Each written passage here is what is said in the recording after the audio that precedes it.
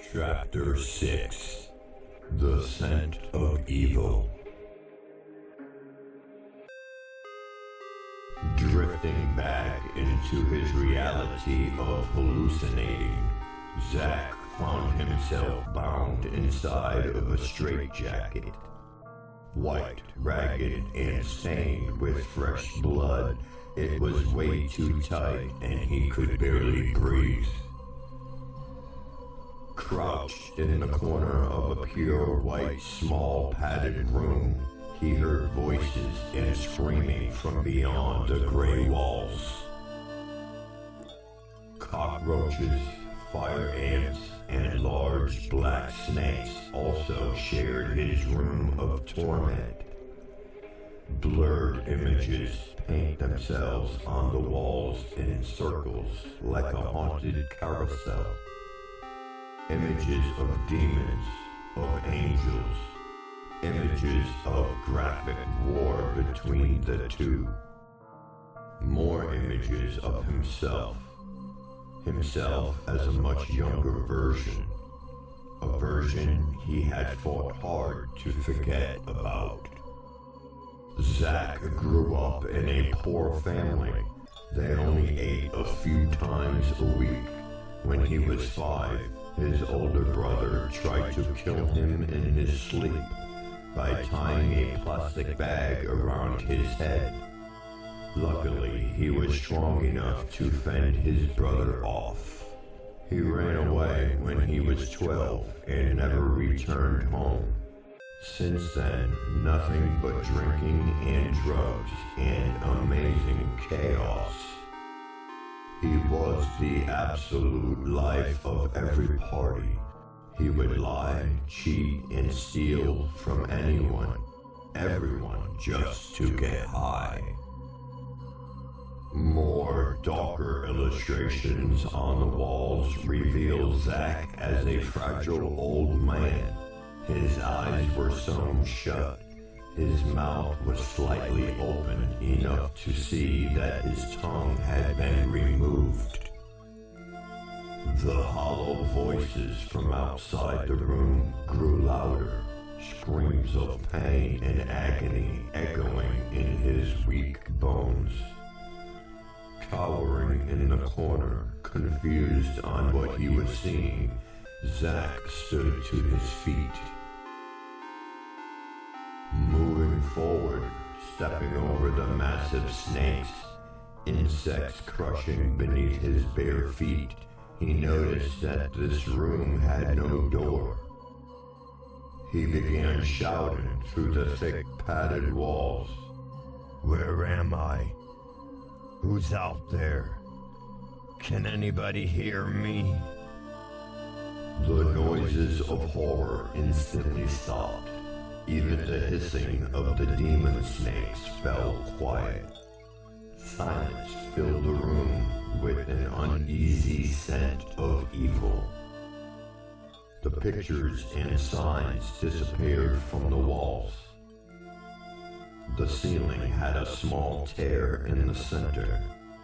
From this hole, warm blood began to drip, forcing the hole bigger.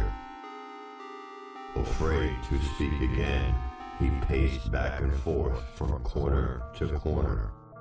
Zack felt that all this absurd nonsense would go away if he could just do a few lines. Cocaine was always on his mind. The silence didn't last long. Loud, screeching cries like fingernails down a chalkboard, and the sounds of chainsaws cutting through sheets of metal. Silence fell once again. The 6 goddesses appear on the wall in front of him. In unison, they spoke. "Yes, you will find Sebastian. This will cost you 1 life. I will show you 3 faces, and you will choose which one will die. Do you desire another question from us?" Hell no. This is all just fucking crazy.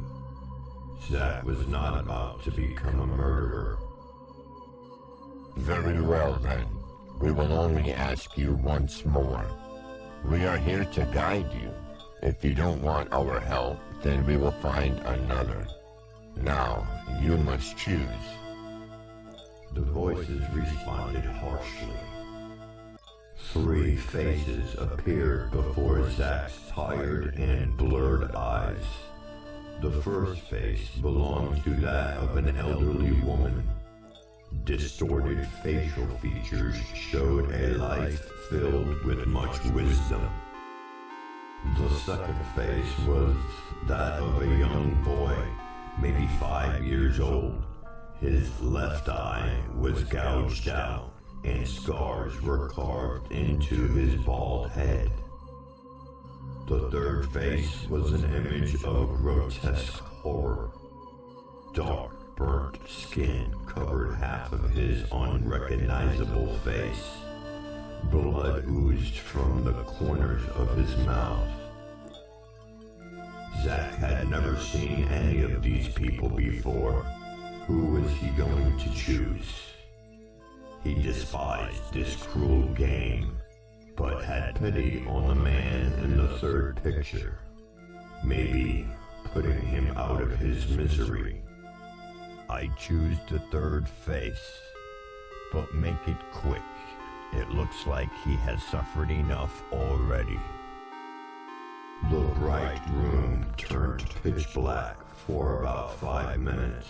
When the light came back on, Zach noticed that there actually was a door to this place. It was cracked open just enough to grab his attention. The straps and buckles from the straitjacket fell loose, freeing his arms. He felt nauseous as he approached the door. He slowly pushed it open with plenty of caution. The chosen man was standing before him.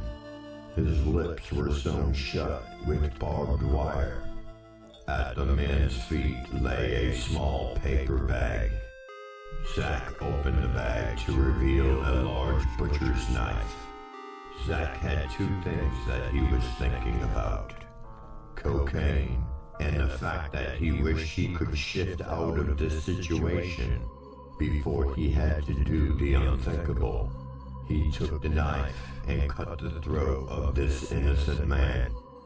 The man wouldn't die, so Zach began chopping until the stranger's head fell to the floor.